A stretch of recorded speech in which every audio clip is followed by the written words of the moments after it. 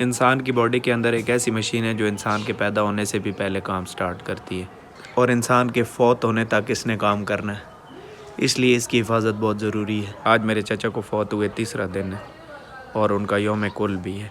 कुल तक अफसोस के लिए आने वाले तमाम मेहमानों को अटेंड करने के लिए हम लोग उनके घर पहुंच गए।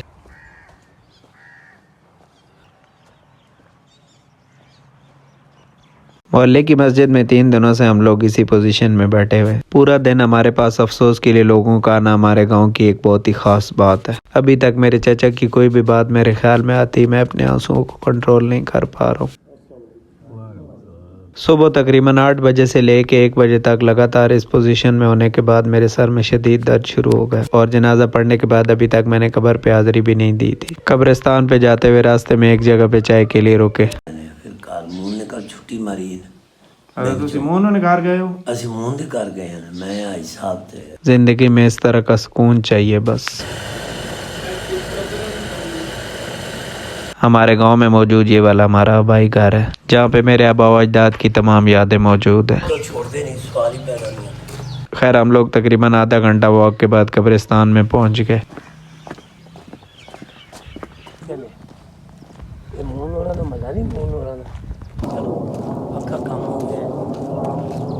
अस्सलाम वालेकुम रहमतुल्लाहि या अल कबूर। वैसे तो ये पूरा मोहल्ला हमारा अपना है, लेकिन ये वाली कब्र अभी ताज़ा मेरे चचा की लगी। यहाँ पे मेरी दादी दादा नाना नानी 2 चचा 2 फुप्पो और बाकी उन्हीं के कजिन्स वगैरह मिला के तकरीबन 50 लोग दफन है और इनमें से तकरीबन 30 लोग मेरी यादाश्त में फौत हुए। एक बार फिर आप लोगों से रिक्वेस्ट है, मेरे चचा की दुआए मगफरत ज़रूर कीजिएगा। खैर अपने चचा की दुआए मगफरत के बाद हम लोग वहाँ से मजीद कब्रों को देखते हुए घर की तरफ निकले। ये वाली सब कब्रें भी हमारे गाँव की पुरानी कब्रें हैं और ये वाली कब्र मेरे अंदाजे से कम अज़ कम 100-150 साल पुरानी है। अगर इस कब्रिस्तान को पूरी तरह से एक्सप्लोर किया जाए तो यहाँ पे बहुत सारी कब्रें ऐसी भी हैं जो गोरों ने लगाई थी।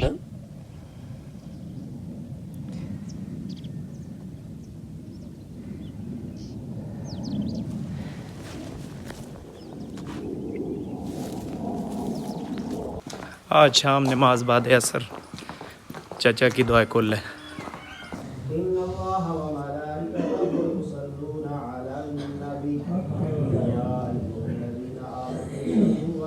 आज की शाम मेरे चाचा को फौत हुए 3 दिन कंप्लीट हो गए। अब हफ्ते, फिर महीने, फिर साल, फिर सदियां, कितना टाइम गुजर जाएगा।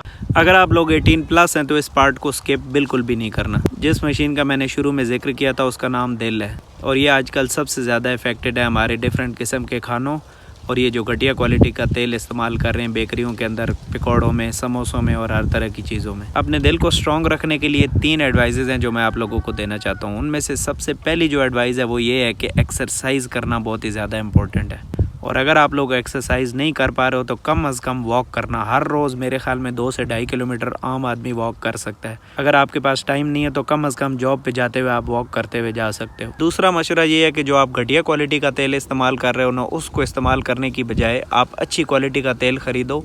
बेशक वो थोड़ा सा महंगा होता है, लेकिन वो ख़रीदने के बाद आप कम अज़ कम घटिया क्वालिटी के तेल के अगर आप 3 चम्मच डाल रहे हो तो अच्छी क्वालिटी का 1 चम्मच डाल के सालन आपका पक जाएगा, लेकिन आपको कम अज़ कम सेटिस्फेक्शन होगी कि आपने अच्छी क्वालिटी की चीज़ इस्तेमाल की है।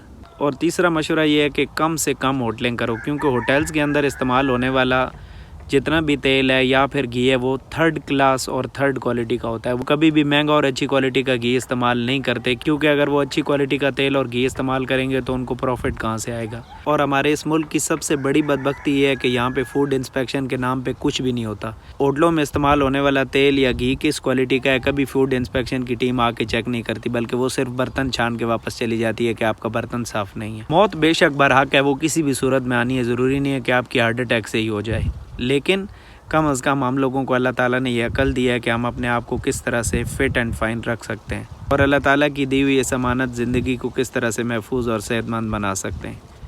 Thank you so very much for being a part of the video and I will see you in the next one. Share, like and subscribe if you like my videos.